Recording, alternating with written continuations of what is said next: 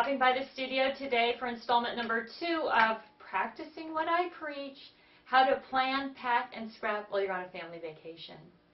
So the first blog post went up just a few days ago, so if you're just tuning into this at random, today's date is July 22nd. And just a quick overview, if you didn't read the first post, I'm planning a family trip the first 10 days of August to Moab, Utah.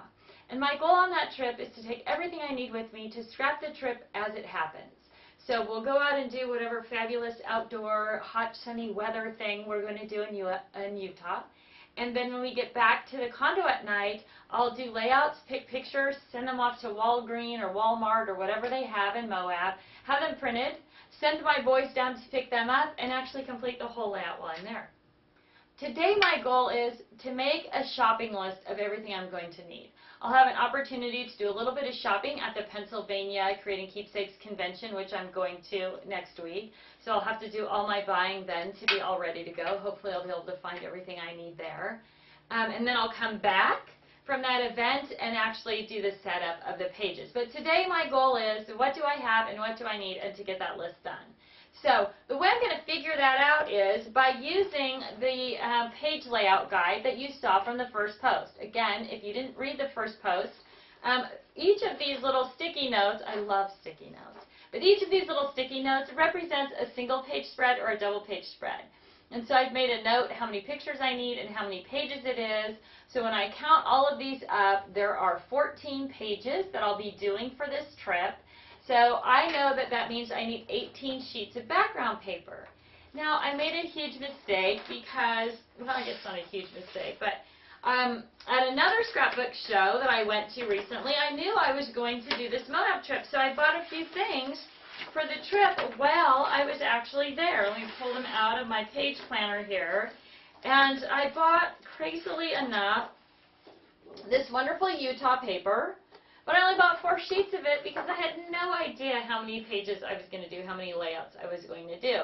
So now I only have 4 sheets of background paper. Now I'm one of those people who does an entire story using all the same background paper, so it provides that continuity. So I've only got 4, which means I need 14 more sheets of background paper. So I know that right off the top. So I could just go ahead. So here's some other things that you're going to need to get yourself ready. Just a simple tablet of paper so you can write your shopping list. So I'm going to write 14 sheets of this Utah paper. Okay. So and the name of the paper is right down here at the bottom, so you know exactly what you need to put on your list. So I need 14 sheets of that. I know right off the top. Now I already have 4, so that's going to give me a total of 18, and I just told you I really only needed 14 sheets of paper, actually 15. I have a little note written here at the bottom, so 15 sheets of paper. That just gives me a couple of extra sheets of paper if something gets ripped or torn or the corner gets messed up or I make a mistake, heaven forbid. That will never happen. So that's going to give me 1 background sheet for each one of these pages. So I'll be prepared with that. So I already know that. Now the next challenge is what am I going to put on each one of these pages with each unique thing? That's where this whole idea of using sticky notes and mapping things out becomes really an efficient way to set yourself up for success, not only with your layouts but also with your shopping. So my very first page is called Title. So always on the title page, I want something really cool and amazing. And this is the page that if I'm going to spend the big bucks on a paper wizard, multi-level, gorgeous die cut, that's where it's going to go, right? Something with some real pop that really draws people into my story. So I need something wonderful for the title page. Well, I actually bought a few other things when I was at the show. These are just pretty generic stickers about Moab and about Utah, so they might go on any page. I'm just going to set those aside. And then the other things that I purchased here may or may not be good title pages, but this one says Moab, so I'm going to go ahead and stick it on the put the little title tag on there right now. So I've got that title tag there, so I've got something for the title. This says Travel to Grand Junction. So because Grand Junction is a tiny airport, because we're flying out of Central Oregon, which is also a tiny airport, we're going to have to make these hops all around. So I thought that that would be kind of a fun page. I have one sort of generic thing that says airport, and it's the same, it looks like a camping sign. I bought a bunch of these, but they'll add that same continuity to my layouts, and they really match well the page, the background paper. So I'm going to put this one as if I'm going to use it for that travel. Now, nothing set in stone, but it does give me a good idea of what elements I have that might work on the pages and what pages I have nothing for. So the next one is Colorado National Monument. Nothing. I've got nothing for that. I'm just going to go ahead and stick that down in order here. So I've got nothing there.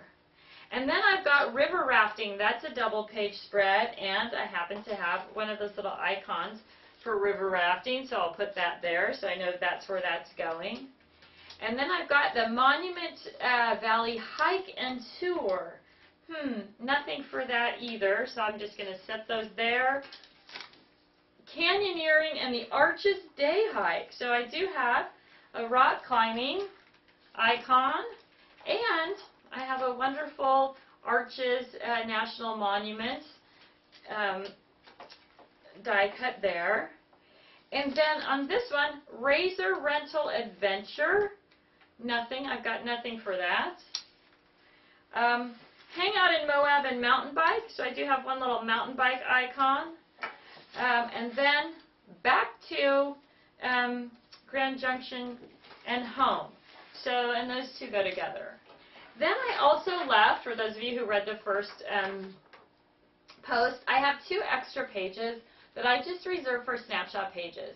So sometimes when you are creating something like this, you have different events that happened or funny pictures that happened during the day. Or even, you know, what did the place you stayed look like, or any of those kind of things. And you don't want to do a whole page about it, but you want to include a photo or 2. So I reserved 2 pages that I call snapshot pages, and those give me a place to sort of collage in all of those little pictures or things that we might only have one picture of, not a whole page worth. But I do have kind of space reserved for those.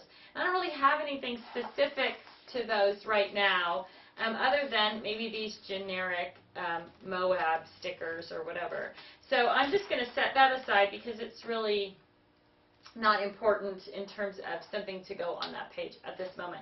Now, I did also, when I bought that first this Utah paper, I bought another piece of Utah paper, which is just kind of like a Utah map. And you'll notice it doesn't match at all. It's a completely different style. It's a completely different color palette.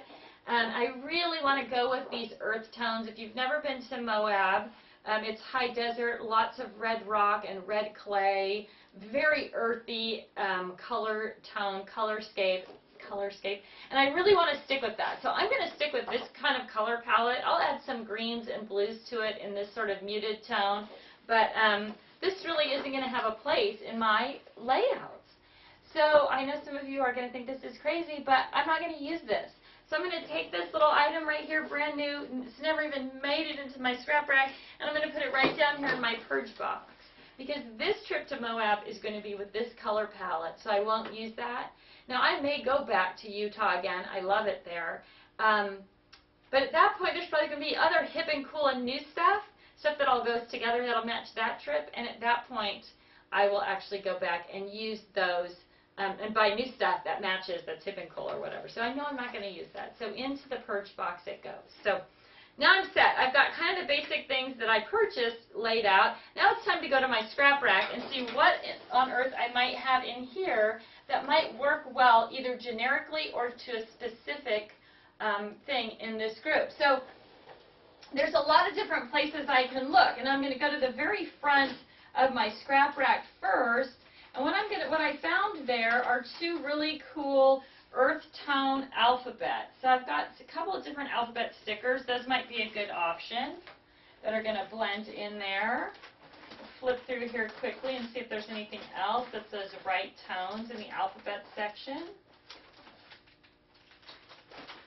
Now remember, just because you planned ahead and you brought these things with you, doesn't mean that you can't change things when you get home, or you can't leave blank spaces because you think about something else when you get home that you wanted to use.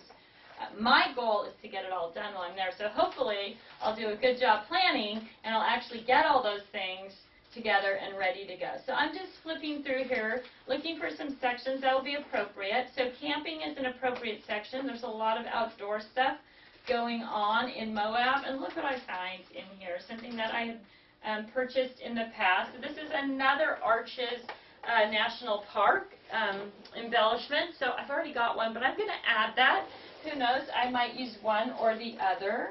Got some Grand Canyon stuff here, which we won't be doing on this trip. I do have some rub-ons that are hiking boots. That's a great choice there. Then I've got some wonderful sort of color palette items that might be perfect for this trip, and some other. We're not going to do a lot of camping, but this does have just some simple, things about wildlife and national parks, so that might be some good things to have with me when I go.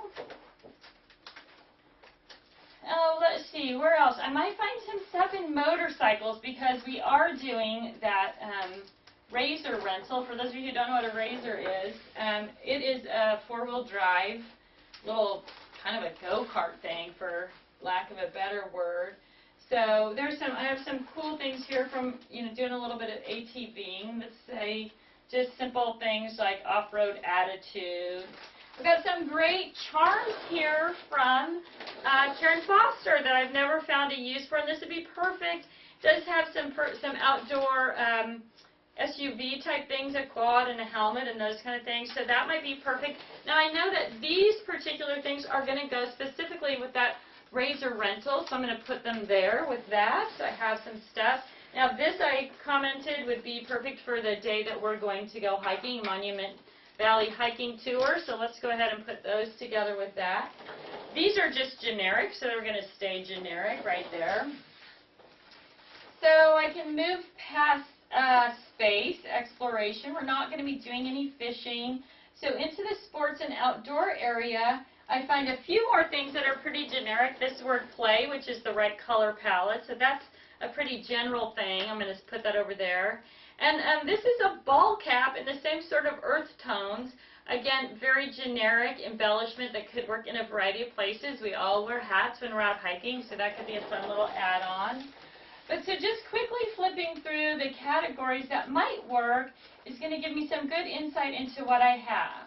So now I'm all the way back here in the travel section, and what did I find? I found another Jeep embellishment. So the Jeep is something that kind of goes along with the ATV tour, so we'll throw that in there just in case I use that.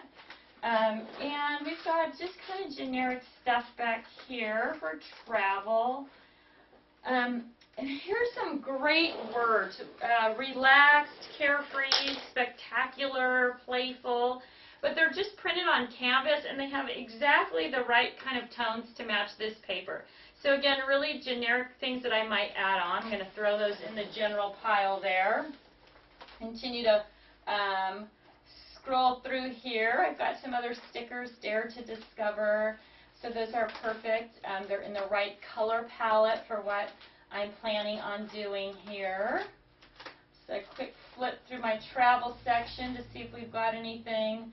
It's also in that same color palette that might work out really well. And I've come across these. So that's going to go generic. These are great stickers. Again, the same sort of colors that I'm looking at using in really generic travel stickers. So we're going to throw those into the could fit anywhere pile. One of the nice things about travel is so versatile. Now I've got just a couple of scraps that are just like map scraps. These are perfect for creating borders and scrunching up the edges of. And they're just scraps, but I'm definitely going to use those. They're a perfect match to the color palette. They're already cut into strips. That makes it even easier for me. I've got some other paper. Let's just take a quick look through this paper and see if it's a color palette that might work really well for what I'm doing here. So we've got some browns and greens, but I don't think it's right for this trip. So I'm going to go ahead and put those back. Now I've got some color, some other products here that are just generic travel things, about expeditions and exploring, which is definitely what we'll be doing. So you can see just going through each section, finding the different products that might match.